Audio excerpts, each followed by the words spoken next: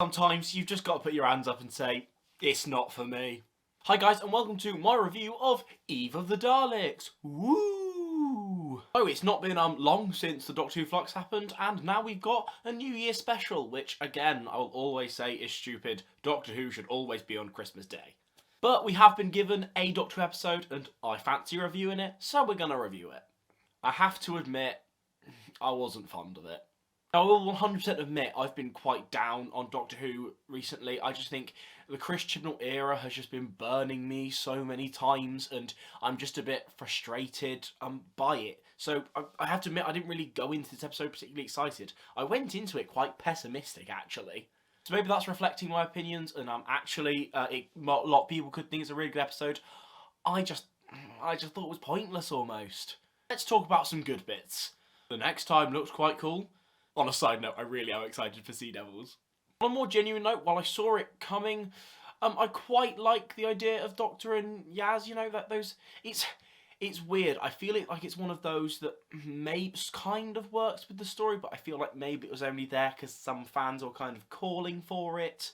I think in general, I'm not really a massive fan of when the Doctor and Companion kind of fall in love. It feels a bit weird, and also, we only have 2 episodes left to explore it, so I'm not sure, but I didn't hate it. So, let's talk about some things I did hate. Chris Chibnall has done 3 Dalek stories, plus appearing at the end of Flux, and they've probably appeared in other places in the Chibnall era. Chris Chibnall has never had a creative Dalek idea in his life. Because it's not Chris Chibnall's fault that the Daleks have been overexposed pretty much since they started in, the 60s, but especially in the modern era. Because to be honest, Moffat pretty much dried out the Daleks, and I definitely got bored of them. And to be honest, Chris Chibnall has done nothing creative with the characters. Here, they're just stuck in the time loop doing the same old thing, and at this point, I don't want to see the Daleks unless you've got a creative idea to do with them.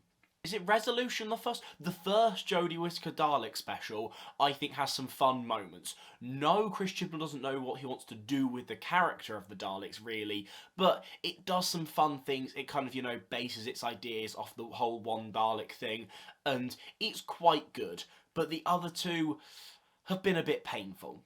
In terms of characters here, again, we're continuing the fact of John Bishop doesn't need to be there. I genuinely think fuck all would change if John Bishop wasn't there, and unfortunately for me, he doesn't quite recapture the Bradley Walsh essence that made the first 2 series. They gave it a little bit more. I also found with the side characters, I didn't get that invested with them. No, the performances were fine, they were alright. I just found, where the characters were going a little bit predictable, and they weren't amazingly written characters. I didn't get invested in them. They could have lived or died, and I'm not sure I would have cared. I also think, apart from the idea of a decoy loop, which I did think was a clever idea, I'm also not sure nothing that creative was done with the idea of the time loop. Also, can someone explain to me in the comments, because I'm actually quite confused.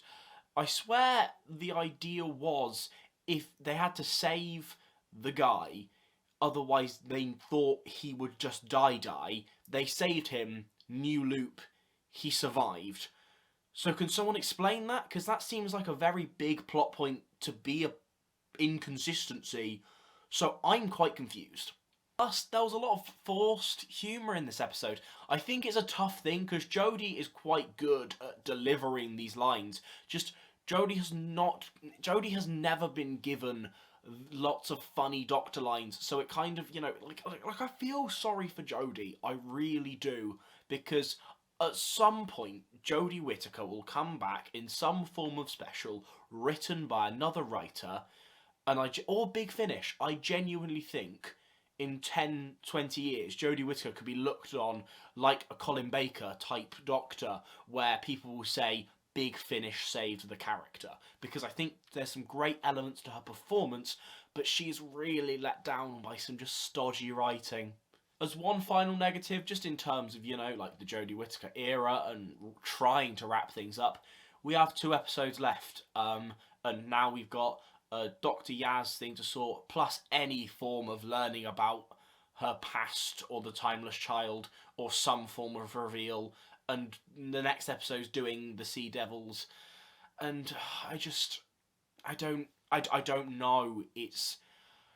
It genuinely makes me sad.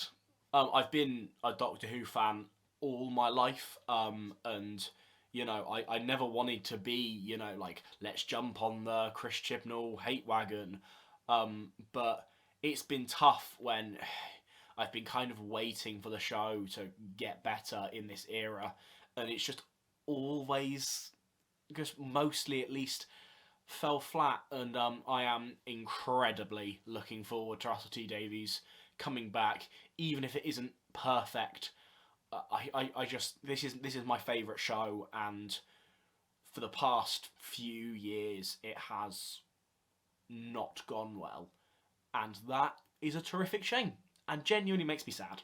I was probably going to do this anyway, but I think I'm definitely after Eve of the Daleks in the new year, at some point in the first half of January. It is the new year.